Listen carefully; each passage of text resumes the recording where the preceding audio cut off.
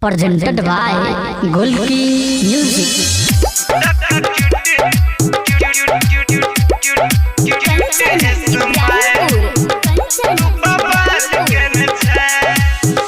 तोहर लहंगा के डिजाइन लगे छौगे बड़ी फन देखी तोरा सब छरा सब मारे छौगे लाए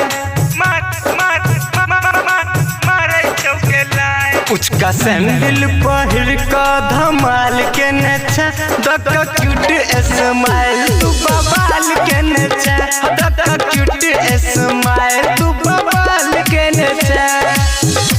दका क्यूट स्माइल तू बवाल के नचा। रूपम रिकॉर्डिंग स्टूडियो जीवा चौक मधुबनी।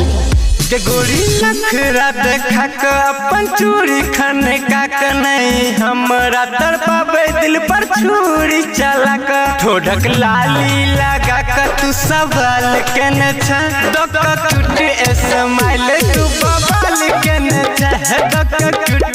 स्माइल तू बवाल के नचा दका क्यूट स्माइल तू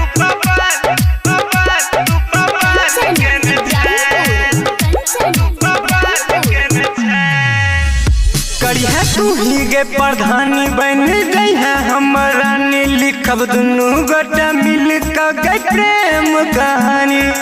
ऐखा के काजर पर बवाल के नचा दका क्यूट स्माइल तू बवाल के नचा दका क्यूट स्माइल तू